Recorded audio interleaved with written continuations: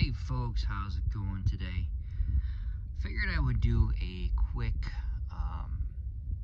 model walk around, as it were. So this is the Bandai Slave 1 kit. This is a snap together kit. I forget the scale. I believe it's a 1/44 scale. I'm not 100% certain. But this kit goes together just beautifully. Bandai is known for their quality kits. I know that they do the Gundam kits. So this Slave 1 kit is no exception to the rule. It is just wonderfully done. All the parts are keyholed, so it's impossible to put a part in the wrong place. So, with that being said, let me go ahead and we'll talk about the model here. The model itself does have movable parts, so these wings, foils, whatever you want to call them, they do move, as you can see. I like them in this position, and then the cannons down here as well, they do move. So let's go ahead and show you here that they do indeed move. So they do not move together, but they do move. And then on the underside down here where the boarding ramp would be, you get options. So you can have the option to have the ramp extended, so the stand is large enough for the ship to actually sit on, as if it had just landed. But you've got this part, and then you've got the upper door piece that's on the bottom side here of the part that sticks out.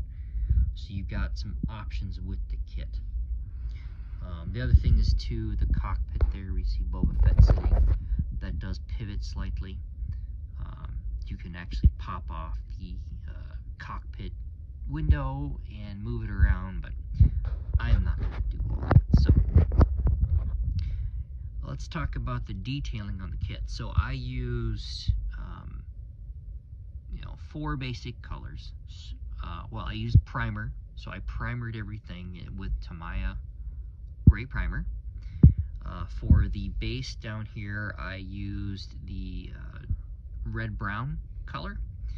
I didn't mix any colors for this one because I didn't have my airbrush up and running yet. So just red-brown here. This is actually Japanese dark green, I think Japanese navy dark green.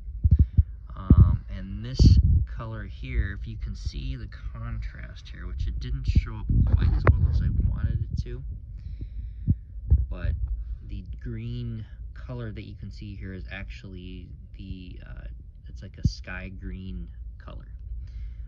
And then to help bring out the detail and give a little bit of weathered effect, I used the Flores dark brown weather wash on it to kind of give it a nice dirty weathered look. Now the chipping effect, I actually did a other video for this, and I did the hairspray chipping effect. It worked okay. It's my first time ever doing it. It was fun to do, I'm not going to lie. So the way that process works is you put down your base color, in this case it was the primer, and you'd let the primer dry. I would say for about 24 hours you should let the primer dry. Once your primer has dried, you spray on hairspray, let that dry for about 15 to 20 minutes, and then you apply your top color. And then you let your top color dry completely. I didn't really let it go for 24 hours. I think I let my top color dry for about 3 or 4 hours probably, and then to activate, as it were, the hairspray, you use water. So essentially you just dip the part in water, is what I did. Some people like to do a less wet method.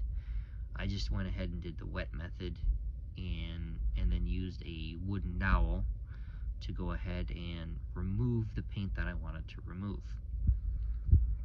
So overall, I'm fairly happy with the effect. I definitely wanted the beat up look for the ship. I think I all but achieved that. So, and there it is. And then on the struts here, this I actually used the AK weathering pencils, and I used brown and rust. And basically what I wanted to do was give the effect of there's grease, you know, that's kind of made its way down the strut. Here is pretty much all I did. I didn't use any decals on this one, so like these yellow details here, and then on the bottom side of this, of the foil here, you see that yellow detail. They actually have decals for that. I didn't use the decals, I just went ahead and I painted them on. And that's just flat yellow. I didn't mix any color for that. So, and then of course the same thing on that strut. And then on the bottom side of the ship, there's all the details on there.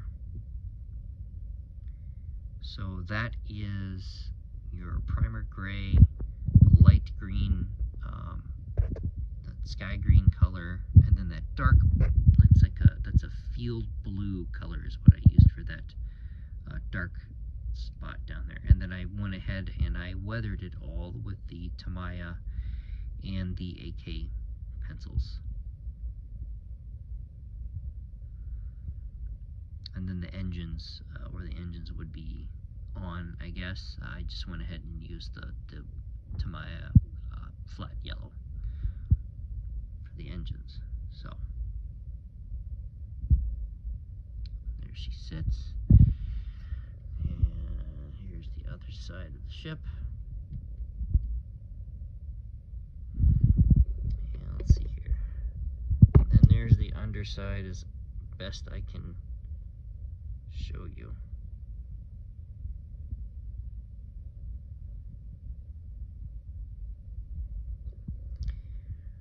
And then once I had done the chipping and everything, I actually went and sealed it all in with just your standard matte overcoat. So, and there you have it, guys. There is the Star Wars Bandai Slave 1. If you're looking for a nice project to do, this thing, I mean, it really is just a beautiful kit. Goes together so smoothly, and was really just a lot of fun to do. So, and then one thing you're probably noticing in my video, you see that slot right here? I know I'm missing that piece. I have no idea where it went. I know there's a way to get the piece. If you ask Bandai to get it, I just don't want to wait 3 months to get that piece. My son, he builds the Gundam kits, and he actually had a missing piece for one of his kits before, and we contacted them to get it, and it took us, yeah, roughly 3 months to get the part. So I just figured I'll just leave it the way it is. Kind of noticeable, but not super noticeable, and it really doesn't bother me so much, so I'll just leave it the way it is for now. So anyway, guys, just figured I'd go ahead and show this beautiful build off to you. I hope you enjoy the video. Hope maybe this will inspire you to do your own version of Slave 1. So with that being said, if you guys would go ahead and subscribe to my channel, like the videos, hit the notification button, share the videos, leave comments, all that great stuff, I would truly appreciate it. So anyway, I'll go ahead and sign off, and happy modeling.